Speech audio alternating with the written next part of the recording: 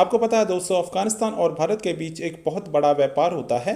یہ ویپار پہلے تو پاکستان کے ذریعے زمین کے راستے ہوتا تھا، لیکن پچھلے سال پاکستان نے اس پر پابندی لگا دی اور اس ویپار کو روکنا چاہا۔ یہ ویپار نہیں رکا اور یہ ویپار سمندر کے ذریعے ہونے لگا، کیونکہ پاکستان کو اس سے ایک اچھی خاصی رقم ٹیکس کے روپ میں ملتی تھی، وہ بند ہو گئی۔ کل پاکستان نے بھارت اور افغانستان کے بیچ زمینی راستے کو پھر سے کھول دیا، کیونکہ پاکستان کی حالت بہت پتلی ہے اور پاکستان چاہتا ہے کہ اس ویپار سے اس کو بھی کچھ دھن پراپت ہو، اس لیے اس کو یہ راستہ پھر سے کھولنا پڑا۔ اس پر پاکستانی میڈیا بہت دکھی ہے اور رو رہا ہے۔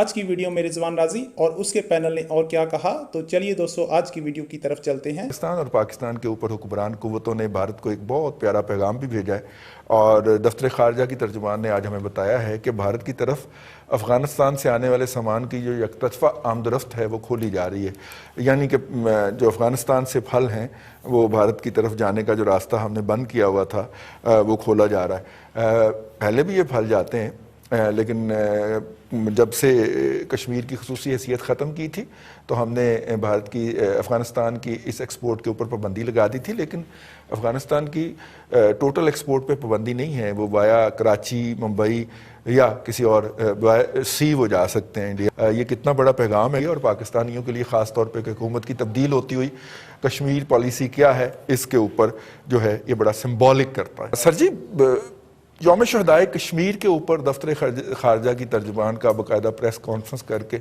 یہ اعلان کرنا کہ بھارت کو جو سہولت حاصل تھی اور جو ہم نے 5 اگست کو سسپینڈ کر دی تھی اس کو ہم پھر بحال کر رہے ہیں، ایک آدھ دن آگے پیچھے کر لیتے یار، میرا مطلب ہے اسی دن یہ کہنا سمبولیکلی، تو کیسا دیکھتے ہیں آپ اس کو؟ حکومتوں کے مفادات ہوتے ہیں رضی صاحب، اور حکومتیں اپنی پالیسیاں تبدیل کرتی رہتی ہیں، اور بظاہر وہ کچھ ہوتی ہیں لیکن اختیار کچھ کر لیتے ہیں۔ اسی طرح جو کچھ حکومت اپنے اہلکاروں کو، اپنے عہدیداروں کو جو احکامات دے گی ویسے ہی، اور یہ میرے خیال میں بڑی مایوسی، شرمندگی کی بات ہے کہ اگر آج کے دن یہ نہ جاری کیا جاتا آرڈر اور یہ سہولت جو ہے یہ بحال نہ کی جاتی تو اس سے واقعی کوئی فرق نہیں پڑنا تھا۔ لیکن آپ دیکھیں نا، فرق کئی ایک چیزوں سے پڑا ہے۔ آپ جب سے یہ کشمیر کا سٹیٹس، مقبوضہ کشمیر کا چینج کیا بھارت نے، تو اس کے بعد ہم نے کیا ہے؟ ہم تقریریں کر رہے ہیں، ہم ان سے مذاق کر رہے ہیں، ہم کہتے ہیں کہ ہم انٹرنیشنل فورم پہ جا کے بات کریں گے کشمیری عوام کے لیے، لیکن ہم اپنے ملک میں پھنسے پڑے ہیں اور نہیں خط لکھ رہے ہیں ہم، خط اچھی انگریزی کے اندر۔ اب یہ مجھے اس خارجہ پالیسی کی یہ نہیں، آج کے دور میں یہ پھر خط بھی چھوڑیں، ٹیکسٹ کر دیا کریں، میسج کر دیا کریں کہ ایک ہم نے بیان جاری کر دیا ہے، اتنا ہی کافی ہے نا جی پھر باقی ملکوں کے وزرائے خارجہ کے لیے۔ اور پھر اسی وجہ سے آپ پاکستان کی خارجہ پالیسی کا حشر بھی دیکھ لیں، اسلامی ممالک کی تنظیم کے پاس جا کے آپ کو بڑی مشکل سے کشمیر پر اپنی کوئی بات منوانا پڑتی ہے، وہ بھی آپ کو کوئی مان جائے اس میں۔ وہ جو دوست آپ کے جو پچھلے 70 سال سے آپ کے ساتھ تھے ان کی منت آپ کرتے ہیں، اس کے بعد جا کے وہ مانتے ہیں۔ یو این او میں آپ کی بات سنتا کوئی نہیں ہے۔ 2 ملکوں کے علاوہ، ٹرکی اور چائنا، ان کے علاوہ تیسرا کوئی ایسا ملک نہیں ہے۔ ملائیشیا بھی کر لے ساتھ میں۔ ملائیشیا وہ ٹھیک ہے، اس کا ایک رہا نا، لیکن اب دیکھیں کہ اب کیا تبدیلی اس میں، وہاں پہ کیا تبدیلی آتی ہے۔ تو یہ 2 ملکوں کے علاوہ میں سمجھتا ہوں کہ کوئی تیسرا ملک ایسا نہیں ہے وہاں پہ سلامتی کونسل میں، اقوام متحدہ میں، جو ہمیں اس طرح سے بااثر ملک جو سپورٹ کرتا ہو۔ باقی چھوٹے چھوٹے ممالک ہیں، ہم بھی خانہ پوری کا کام کر رہے ہیں، اور اوپر سے بھارت کے لیے اس طرح کی سہولتیں ہم دے کے اس کا پتہ کرنا چاہیے عمران خان کو کہ یہ کس نے آج کا دن سلیکٹ کیا۔ یہ وزیر خارجہ صاحب کا یہ کارنامہ ہے، شاہ محمود قریشی صاحب کا، یا پھر پرائم منسٹر کے لیول پہ یہ فیصلہ ہوا؟ کیونکہ اتنا بڑا فیصلہ کسی چھوٹے لیول پہ تو ریزرو ہو نہیں سکتا۔ پرائم منسٹر کے لیول سے کم یہ بات نہیں ہو سکتی۔ جو بھی اس کا ذمہ دار ہے، جس نے بھی یہ احکامات دیے، جس کے کہنے پہ یہ سارا کچھ ہوا، انہیں قوم کے سامنے بتانا چاہیے۔ لیکن یہ جو فیصلہ کیا گیا، بہرحال یہ ایک فیصلہ نہیں میں سمجھتا ہوں کہ بہت ساری ایسی چیزیں ہیں جن کے بارے میں حکومت جو ہے پاکستانی عوام کے سامنے ایک بالکل مختلف سین ہے۔ اس سے ہٹ کے کیا ہو رہا ہے، یہ جب کوئی وقت آئے گا، وقت گزر جائے گا، تو اس کے بعد پتہ چلے گا کہ ہم نے مطلب اپنی پالیسی میں کب تبدیلی یہ لے کے آئے تھے۔ اچھا ظہیر صاحب، جو ہے جب افغانستان کے اندر ہو رہی تھی رشین انٹرفیرنس تھی، تو اس دور کے اندر مجھے یاد ہے کہ صرف 6 ووٹ پاکستان کے مخالف پڑا کرتے تھے جب پاکستان جو ہے اس اگریشن کے خلاف ریزولوشن لے کے جاتا تھا۔ اور حالانکہ وہاں پہ اس وقت دنیا کے اندر باقاعدہ 2 بلاکس ایگزسٹ کرتے تھے اور باقی ساری پاکستان کی حمایت کے اندر جو تھے وہ ووٹ ڈالا کرتے تھے. میں UN کی بات کر رہا ہوں, اور اس وقت جو ہمارے پاس فورن آفس تھا.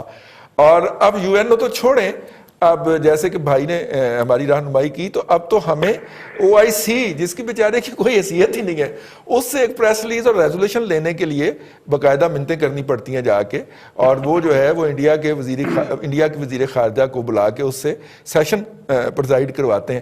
تو ڈکلائن تو آیا ہے نا سر فورن پالیسی کے اندر؟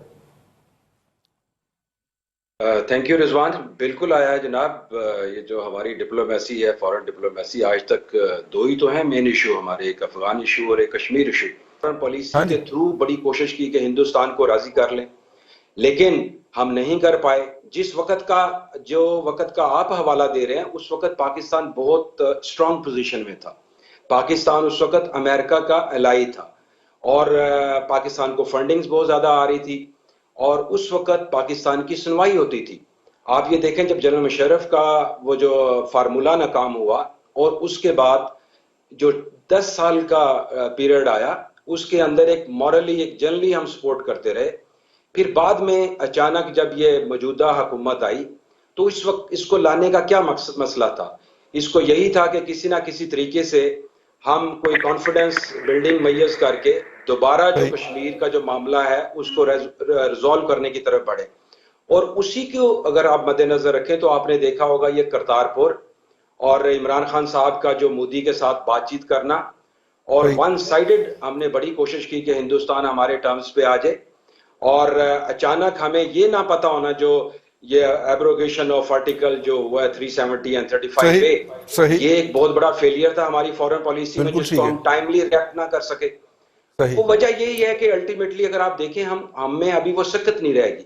ہم اکنامکلی ٹوٹلی کولیپس آلموسٹ ہوئے پڑے ہیں, اور اسی لیے دنیا کا جو انٹرسٹ ہے وہ انڈیا کی طرف ہے. اور انڈیا کی سمارٹ موو یہ دیکھیں, ابھی جو سٹینڈ آف ہوا ہے چائنا کے ساتھ, آپ یہ دیکھیں الٹیمیٹلی دونوں کنٹریز نے ریئلائز کیا, اور چھوٹا موٹی ٹک ٹاک چلتی رہے گی, لیکن آلموسٹ میجر جو کنفلکٹ تھا وہ اس چیز کو انہوں نے ایک دوسرے کے کنسرن ایڈریس کر لیے. پھر ابھی آپ اس کے بعد دیکھیں, اگر آج تک کشمیر کے کو وے فارورڈ ہوا ہے, 2 کنکریٹ مواقع آئے ہیں. ایک ذوالفقار علی بھٹو اور اندرا گاندھی جب ملے تھے, جب یہ سیز فائر لائن LOC میں کنورٹ ہوا تھا, اور دوسرا اگر آپ کو یاد ہو جنرل مشرف اور واجپئی کا جب ملاقات ہوئی تھی, جو 4 پوائنٹ فارمولا تھا, وہ ایک حل کے قریب پہنچ گئے تھے.